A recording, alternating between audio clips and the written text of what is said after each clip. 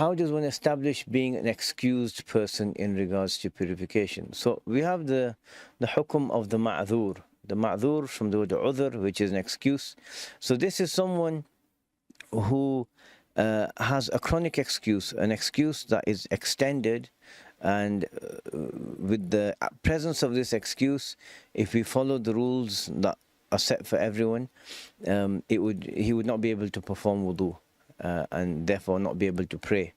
But because the prayer is an obligation, the Sharia has put in certain allowances for certain scenarios.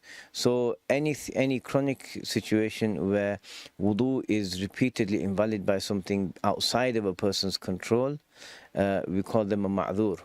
So, for example, you have bleeding. Someone's cut themselves. It just keeps bleeding and bleeding and bleeding and bleeding to the point that the blood comes out and it moves off its spot. Even if it's slightly, it moves off its spot, it's invalid. The wudu would be invalid. Flatulence. Someone just has irritable bowel syndrome, and they just keep breaking wind. It might not be large amounts, but just something, but they know it's happening every few seconds. Every 30 seconds or every minute. There's just not enough time to even perform the shortest wudu, the fard elements of the wudu, and pray a prayer with just the fard and wajib elements intact. So or a lady who has istihada, dysfunctional bleeding, or a number of other scenarios. So for such a person, we look at it in 3 steps. So to establish when someone is a ma'dhur, and to establish when the ruling continues for this person from one prayer time to the next prayer time, and then to establish when the person stops becoming a ma'dhur. So they become a ma'dhur, a chronically excused person, when this excuse, let's say flatulence, that the person keeps breaking wind, it remains for a full prayer time. Now we're not talking about the prayer time entering and then right up until the prayer time exits. The person might, let's say we're talking about dhuhr.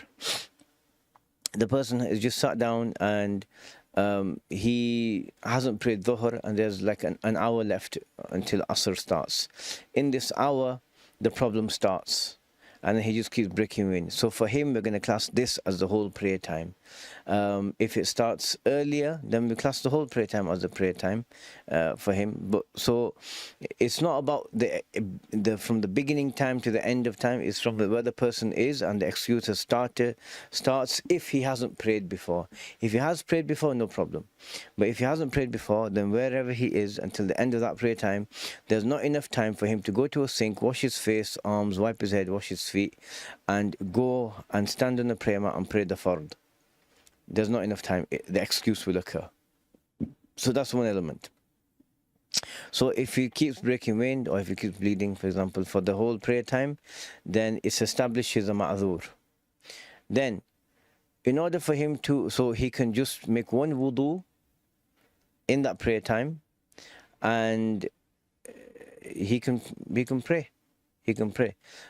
If something else occurs to invalidate that wudu, then like he has to go to the bathroom to urinate, and then that wudu is invalid. You can't use the excuse for a different thing.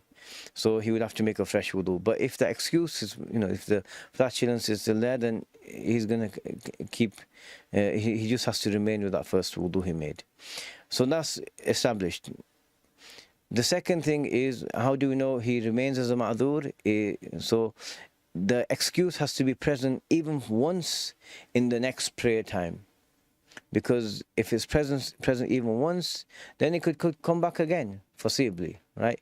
So in this situation, so with our example of dhuhr, we establish during dhuhr time, he's a ma'dhur. In asr time, if he sees it, in the first 10 seconds of asr, it's there.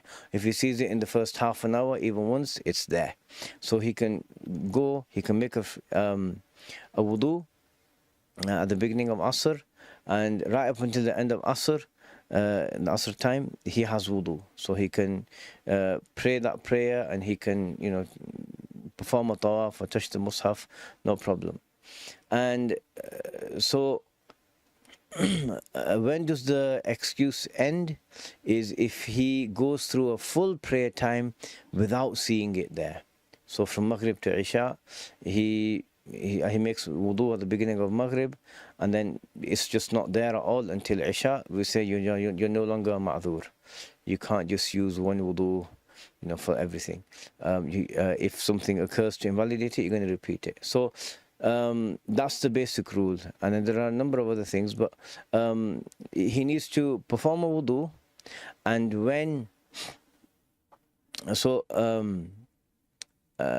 he needs to perform a wudu, and when a prayer time exits, that wudu is invalid. So then he starts he makes wudu again for the beginning of the next prayer time, and then done until the end of that prayer time, or the coming prayer time.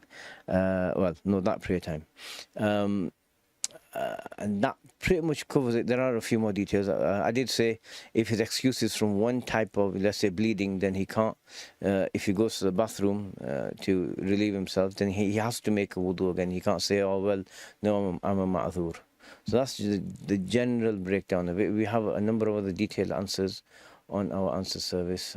لا إله إلا الله محمد رسول